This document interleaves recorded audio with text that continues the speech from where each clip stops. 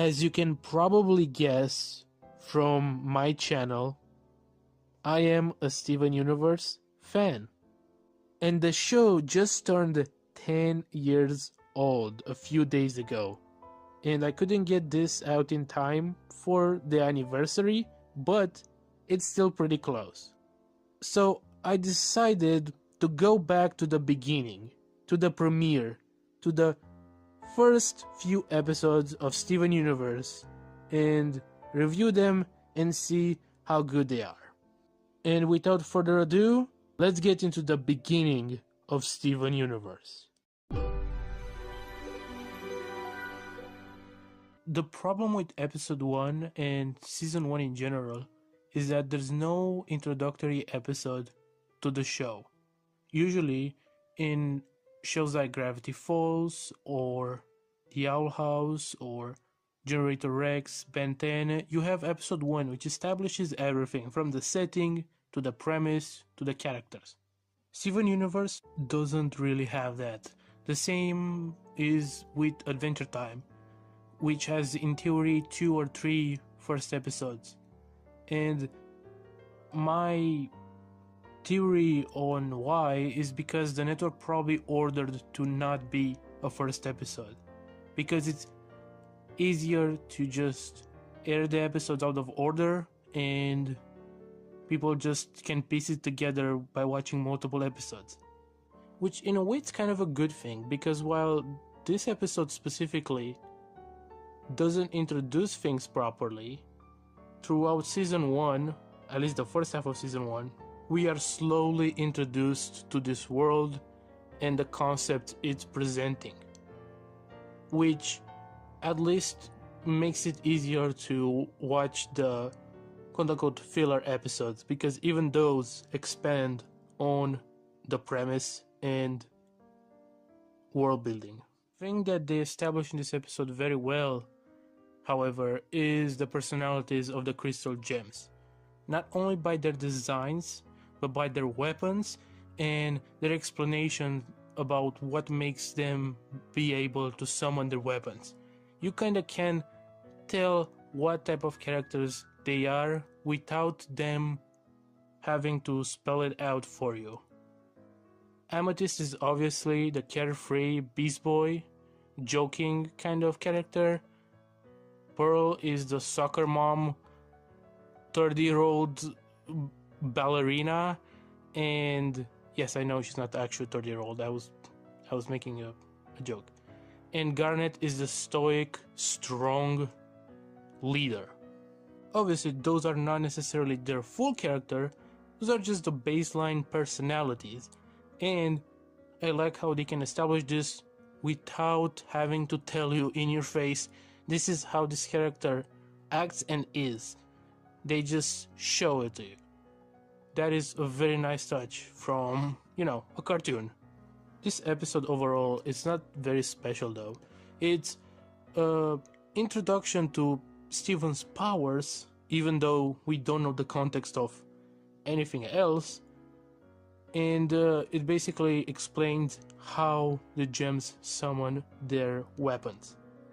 And also there's a plot with Centipedal, which I think it's cool she's introduced in episode 1 because she's a reoccurring character which we see from time to time, and I think that's a very good idea to introduce a character in episode 1 that we will see later on and even be kinda important.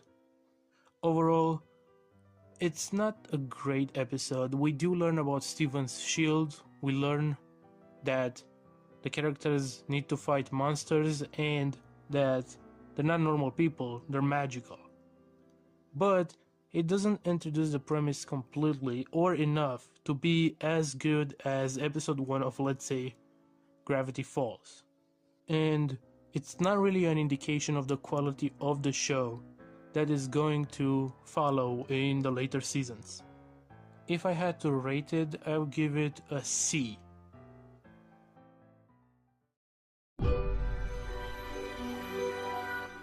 The second episode revolves around the threat of a giant red eye hitting Earth and potentially destroying Beach City. We don't really get too much information on it, other than it's potentially dangerous and the gems try their best to prevent it from falling on Earth. We don't really know this at the time when you watch episode 2, but this is a giant foreshadowing for the larger plot that it's at play towards the second half of season 1 and season 2, 3, 4, etc. And I really like that they established this in like episode 2, but we don't really know it until we have another reference to it in the end of the season. This episode really establishes Greg's, which is Steven's father, relationship to the crystal gems and how they think very little of him. And specifically, Pearl. She, throughout the season, seems to be at very bad terms with him, and with every occasion she gets, she kind of shit talks him, if I'm being honest. Again, this is a very good setup for what is to come in the future and for the complex relationship they have with each other. Another thing that is very important that we find out in this episode, and this is why this episode and the first episode are actually very good to watch together. On their own, they're kind of confusing to watch, but if you watch both of them one after the other, then it's a way better introductory, couple of episodes. We find out that Steven has powers because his mother was the same as the crystal gems. And to give birth to him, she had to give up her physical form. Now, we know that her name was Rose Quartz, which is a gem, and we know that Steven has a gem. And we know that all the other characters are obviously based on gems with the name of gems and have gems on them. So the only conclusion we can get from here, maybe not at the first watch, but on a second watch, definitely, is that the gem that Steven has is literally his mother's. And that she wanted a child so much and loved Greg enough that not only she would give her physical form for it, but she would entrust him with the laser light cannon, which is what they're searching for in the first place. It's kind of the whole plot of the episode, to search for this cannon because it's the only thing that can be used against the Red Eye and destroy it. I especially like about this episode that it has, towards the second half, while the Red Eye is approaching the planet, or specifically Big City, it turns this palette into a pink, red, kind of peach type color, and everything looks beautiful. The animation is beautiful because there's this wind that is on everyone, so everyone's hair and clothes is like moving, and it's very, very well animated. And from episode 2, it's a pretty good animation and very good lighting and coloring. It's a chef kiss. This is one of my favorite looking parts of the show, this whole second half of the episode. This episode really just is a Greg episode. It establishes so many things about him. First of all, he doesn't live with Steven in the same house. They live in the same town, but Steven lives with the gems and Greg lives in a van. That alone tells you enough about him, and just his attitude in general tells you enough about him and kind of how he is as a person. But also, it kind of plays into the theme of the episode. If every pork chop was perfect, we wouldn't have hot dogs. Greg is not that tall, he's not that smart, but he did drive his van into Rose's heart. Something about him was good enough, was so lovable, that Rose gave up her physical body for him, for his love. And this episode is really all about that, outside of the big eye threat coming, is that there's people who are more than how they look and the skills that they have. There's just people who, deep inside, are worth being around and being with. And Greg is one of those people. He's not rich. He's very imperfect. And that's okay, because Rose loved him for what he was. And that also establishes a thing in Steven Universe that we've seen become famous about the show, which is the music. Let Me Drive My Van Into Your Heart is a banger song. I actually really like this song. It's not like my top 10 or anything from Steven Universe music, but it's actually pretty good. And because Cookie Cat was more of a joke song, that didn't really establish that Steven Universe is kind of a musical type show, but here you can kind of tell that in this show, music is very important to the creators because it's used in a lot of ways and in a lot of smart ways too.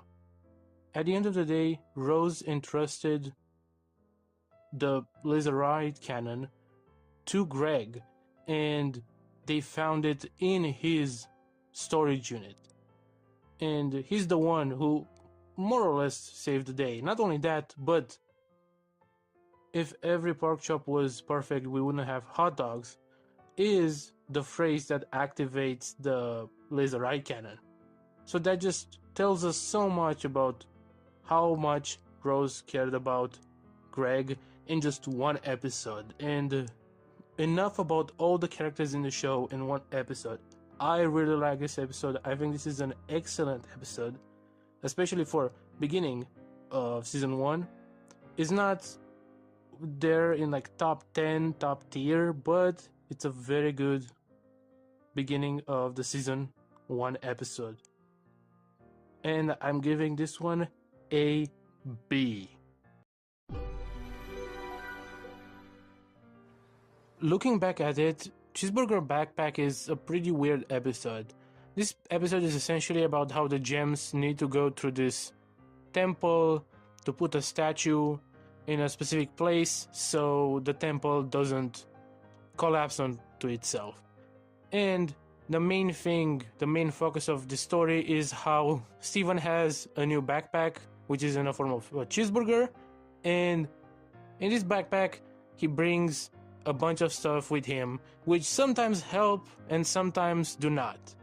By the end of the day, I think 2 of them help and 2 of them fail miserably, but the gems, say, hey, that's good enough, I guess. Which, at first you might think, why are they so okay with this? They literally just lost this big-ass temple because Steven was reckless and kinda dumb.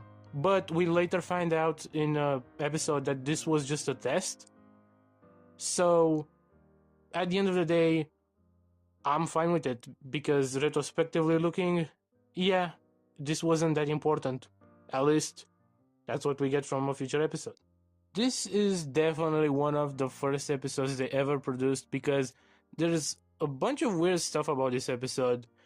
First of all, the vibe of it's very strange and not in line with later Steven Universe at all. But there's also like mistakes, like voice acting mistakes, like Pearl at one point does not even sound like Pearl. Steven, let's go! Coming! Whoa, Steven, did you bring your whole room? And we have those supposed monsters, corrupted gems, but they eat food, and we know that gems don't necessarily eat food. I mean, Amethyst eats food because she wants to, and she's a weirdo, but usually they're not supposed to, so the reason why those corrupted gems specifically eat food is never revealed. I can't say I hate this episode, but I don't think it was great either. I was definitely engaged, but I don't think it was because of the quality, but because of how strange this episode is. And I think overall it deserves about a C, if not a D. I'm still thinking about it. I used to not really like Breakfast Together, but looking back at it, I think it's pretty cool. First of all, it gives us this iconic image, this face of Steven, which is one of the most used memes from Steven Universe. Look at his face. It's just so funny. Some people try to take it out of context and say that's just because it's bad and the show is bad because of it, but it was intentional. It was meant to look silly and uncomfortable. In this episode, Steven creates a breakfast and he wants to share it with the gems. He wants all of them to eat it together. So he goes from room to room to talk to them and convince them that they should all eat it together. He goes around the temple through Amethyst and Pearl's room up until she finds Garnet, who is killing this weird thing. We never find out what this paper is or does, or if it's a corrupted gem, because if it is, then it's kind of messed up that Garnet was trying to kill it. But it does create a smoke that takes over Steven's breakfast, and then the breakfast starts fighting the crystal gems. And I think this is also the first episode where we see Steven's superhuman strength at full display, because he's able to push against this monster even though the gems are struggling. So this episode actually shows us a lot of stuff that's recurring in the series. First of all, for the first time we see that Garnet has 2 gems, and by that I mean they glow when she opens her door. So they're specifically emphasized. For a brief second we see Rose's room. We see the room with all the corrupted gems. Of course at the time we didn't really know what the room was, but this is the room where the gems put all the corrupted monsters. And we also get every room of each of the gems. Some of my favorite parts of the episode are, of course, Steven's face in the beginning, which is hilarious, Pearl's dance and theme songs, as well as Amethyst's theme song. Both of them play in this episode, and I just want to say the music in this show is great and their theme songs are amazing. I really love both of their songs and it fits them. You can't outrun me! We both have short legs!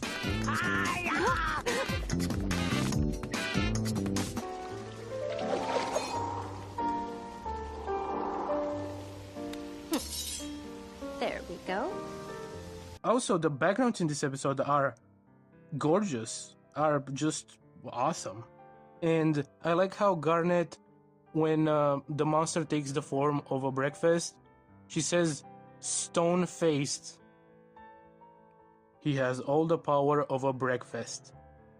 I mean, imagine someone saying that with a serious face and voice in the middle of fighting a creature. It was very funny when I watched it. I actually laughed. It's an organic matter! Now it has all the power of a breakfast. We have to destroy it. And towards the end, when Steven made another breakfast, I liked all the funny close-ups to their faces, how they were horrified by this breakfast, because they just fought one a few seconds ago. And eventually they go and eat pizza. But yeah, this episode was pretty good. I really liked it. I think I give it a B, in my opinion. This episode raises a few questions. First of all, what are those gem shards? We never see them again. Are they supposed to be a gem? Or are they just a weapon?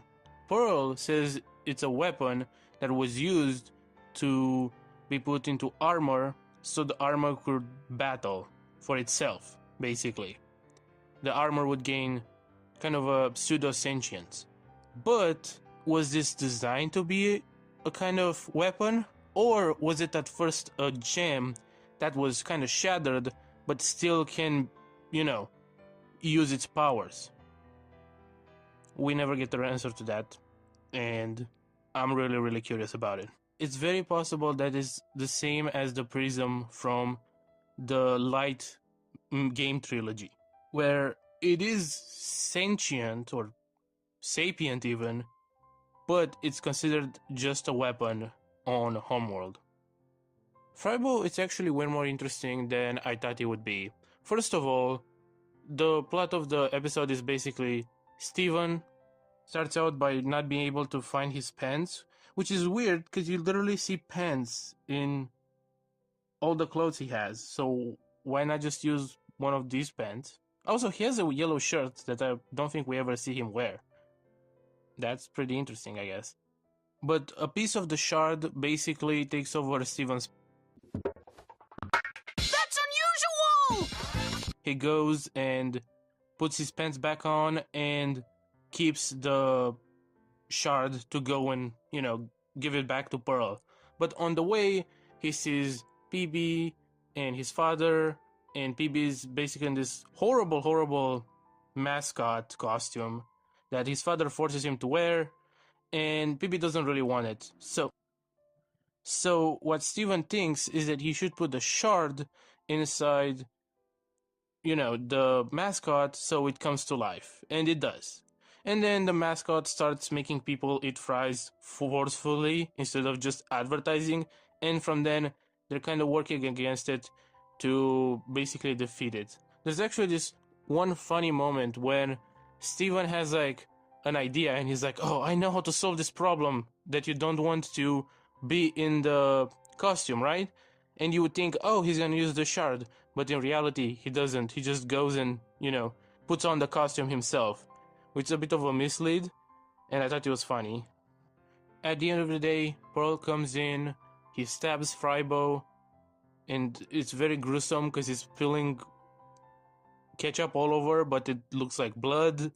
And at the end of the day, Steven gets all the other shards, put them in other clothes that he has, and basically becomes naked by the end of it, and makes those clothes attack Frybo and defeat him. And then at the end, they set, Frybo on fire, Viking style, and throw him into the ocean to burn into the ocean. There's something interesting about this episode that I don't think anyone really gets when watching it, and retrospectively, it's very interesting. For example, you have PB, who wants to have a childhood, wants to, play and do stuff, but his father pressures him into doing a job, working, etc. This is very similar to what later would be the relationship between Rose and Steven. Steven should have a childhood, should go and play, but all the gem stuff and everything from Rose Quartz pressures him into not really having a normal childhood. And this kind of ties into the whole theme of the series, not only of the series, but of Future as well. Being human. That's what Rose wanted for Steven. He didn't want him to suffer from all the gem stuff. She wanted him to be human. We're gonna find out in a later episode. And the whole point of the Future finale is that he's going to be human. He's gonna stop being his mom anymore. He's not gonna be Rose. He's going to be himself. So he goes and drives through America just like a normal dude. That's why I think the Future finale, at least the epilogue episode, is a perfect tie-in to the theme of what Steven is supposed to be in relationship to Rose Quartz. And this episode, I don't even know if it's supposed to be on purpose. Probably not, but at least unintentionally ties in and foreshadows Steven. Overall, I would say this episode is not great. I would give it a C because it has some funny moments and it's not like horrible, but it's definitely not great either. It's more shock value because of, Frybo, but Frybo's not scary because I'm not 5 anymore. So I can't say that's scary anymore. Maybe if I was 10, I would be like, oh my god, this is scary, but with that factor not really working for me, this is like a C tier episode, especially since the whole thing I talked about Steven and his mom and the theme of, intergenerational business, if you want. I don't know if that's intentional, and it probably isn't, but I just made that, connection myself. So yeah, overall, this episode is okay. It's not bad, but it's not great either. I give it a C. Oh yes, the one episode where the main character of a cartoon is covered in pussy. Love to see it. That aside, though, there's a very interesting thing about this episode. In this episode, at the very beginning, Amethyst shapeshifts, and Greg is very uncomfortable with it. Now, to be fair, that could be because he's just uncomfortable with magical, quote-unquote magical stuff and powers. But we also know what we know in a later episode, what happens between Greg and Amethyst and shapeshifting. So I'm wondering if this is a thing where Amethyst used to do messed up stuff by shapeshifting in front of Greg, and now he has kind of a PTSD. But just a question. Anyway, that aside, this episode is about Steven and his shapeshifting powers. He can't shapeshift completely, but at the beginning he starts making one of his fingers into a cat, and this kind of devolves or evolves, I don't know, whichever is the better version of that word for this situation, into him being literally covered and engulfed in cats all over his body. It's quite disturbing. It's interesting that this episode introduces a lot of characters, but they're not really emphasized. They're just in passing. We have Mayor Dewey, which lines up perfectly with what he's gonna end up doing later in the show. Amethyst shapeshifts in Purple Puma for a second, which obviously we're gonna see in Tiger Millionaire. And I think this is the first episode we see Ronaldo, and definitely the first episode where he mentions keeps Beach City weird, which is an unfortunate thing because I hate him and all of his episodes. Thing that I really want to say about this episode is that the moment in the car wash where Steven is covered in all those cats, it's animated beautifully. It like gives me Akira vibes or something. Or maybe I'm thinking of another movie, but that type of animation that's very, very good. Other than that, I don't really have a lot of things to say about it. I mean, obviously this foreshadows the later parts of Steven and his powers being tied to his emotions and mental state. And also, literally the finale of Steven Universe's future, it's related to this. Because his shapeshifting goes out of control. And you know what happens if you've watched the show. If not, well, we're gonna have to go episode by episode up until we get there, you know? And one more thing I thought it was very good about this episode was, the comedy. Every time Pearl would say something about Amethyst, Amethyst would just be like, that's fair. We'll deal with Steven when we get back. Amethyst, I blame you for this. That's fair. It just goes to show, always listen to me and never listen to Amethyst. That's fair. I thought it was funny. Also, Steven makes like 7 cat puns at the end of the episode, and some of them were actually pretty cool. So, yeah, I give this episode a C. It's not a great episode. It's not even a good episode, I don't think. But if you're a 12-year-old, you might be disturbed by this, unironically.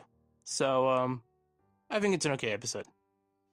And that was it. That was the first 6 episodes of Steven Universe.